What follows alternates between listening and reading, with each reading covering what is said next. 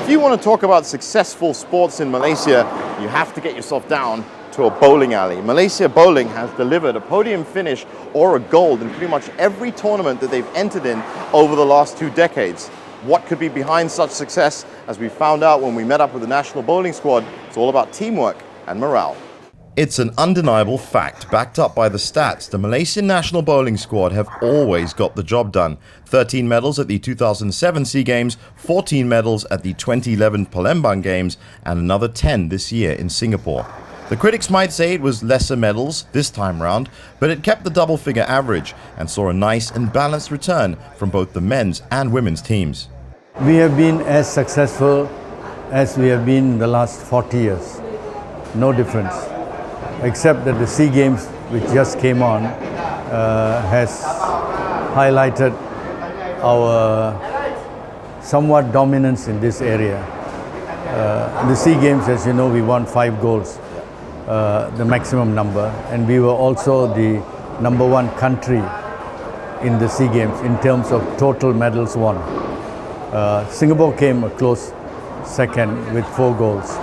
The squad's secret lies in an effective blend of experience and youth that did see them beaten on the day in some disciplines, but as a team they were unstoppable and pulled off a clean sweep of both men's and women's titles in the team of 5s, a tough format that suits both the management and the players. We'll highlight the strength of any team. In other words, when it comes to a team of 5, it's a team sport. Everyone's score is added on. If you have one weakling, you'll bring down the whole team, and that is our strength. Every one of our 6 players, the number 6 can beat the number 1 any day, and number 1 can lose to the number 6 any day. That's our strength. There are other teams in the world where 1, 2, 3 world class, 4, 5, 6 way down. They'll pull it down. That was our strength. I think the 5-man team is the most difficult because it involves more people. Like in the individual events, it's just yourself against the lanes.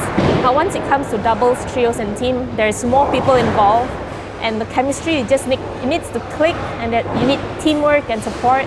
So it's harder when there's more people, but in my opinion as well, the Malaysian girls, we are actually stronger as a team.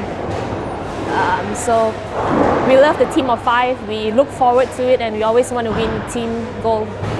In 2007, while adding 6 medals to the grand total, the men's team couldn't deliver a gold. Adrian Ang rectified that in 2011, and his feats were emulated at this year's games by 18-year-old star bowler Mohamed Rafiq Ismail, who led the charge, picking up 3 golds and a silver. He was actually discovered by Holloway and I. We were looking for talent. We have our elite, our backup, and our national youth, and there were a lot of guys in between couldn't make these squads, and he was one of them. He was 14. Holloway and I saw he had great potential, so I said, okay, I will put my money in. We got 8 of them, started training under Holloway for a year and a half. At the end of a year and a half, we discovered 3, 2 boys and a girl, and Rafiq is one of them. He had the talent, and we sort of brushed it up. He's got great potential. He's young. He's beginning to learn to control his feelings, emotions. Sometimes it tends to overwhelm him. We are working on it, and eventually he'll find it. Giving support to their younger teammates, the squad also boasted Adrian and legend Charlene herself, still picking up gold medals after a decade of top-flight competition, and Esther Chia, who picked up 2 golds and a bronze in the singles, awarded to her as Singapore, with gold and silver, were not allowed to win all 3. It was a strange experience for her.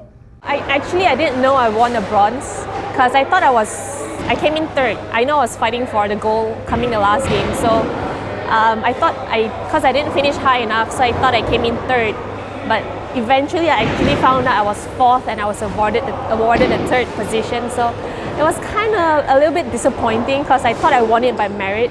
So I told myself that the next medal I'm going to win it by merit, and I'm glad I partnered Jane for the gold medal in the doubles. As for the event itself, it was played out in early June at the official venue, the Orchid Country Club in Singapore, which posed its own challenges. But as it turned out, nothing that couldn't be overcome. The SEA Games in Singapore was actually my third SEA Games. It was supposed to be my fourth one, but I missed the one in Jakarta because of a freak accident. So I was very glad to be back bowling in the SEA Games, representing my country and winning medals for them. And the bowling alley that we bowled in, it's not new. We've been there many times, so it's very familiar to us. And the lanes were a little bit difficult, but I think we managed to kind of figure it out, and that's why we won 2 medals. Esther herself is a product of all the hard work that's been put into the bowling team and has seen the system from start to finish, growing up through the national setup. Once a junior, now a senior, she's seasoned and wiser and knows her place in the team and the duties that come with it. Now that I'm one of the older ones, I feel there's a little bit more responsibility that you have towards a younger one. You need to be a better role model, you need to turn up to training on time and make the extra effort. Especially when the younger ones are coming up, you need to always be on your heels, like working harder to just be a step ahead of them all the time. Sometimes I do actually like sit down with them and like tell them my experiences, like what to expect and what to do and what not to do, and yeah. Within that women's squad, the younger members also had the benefit of playing alongside Shalin Zulkifli, who was in 2002 awarded the title of International Bowler of the Year.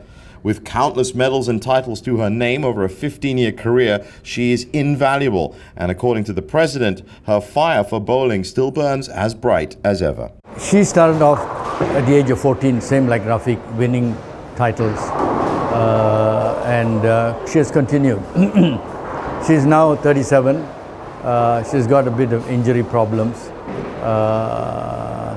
And still delivering, still has a tremendous amount of passion. And still good leader of the team, can raise their performance and their confidence in the team, which is very important. For her, it comes naturally. From the time she came in at the age of 14, she was dominating the players with her feeling, passion. When she hits a strike, she yells and screams.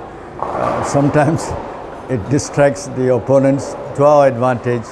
But that's what she is, and that sort of rubs on to the rest of the team. Getting the right blend of old and new is one of the hardest balances to achieve in any sport. But the bowlers have not just attained that equilibrium, they've maintained it for over 2 decades, which means they have everything they need to continue their domination of Asian bowling at the next Games in 2017 and beyond. For Fox Sports Asia, this is Jeevan Savanathan.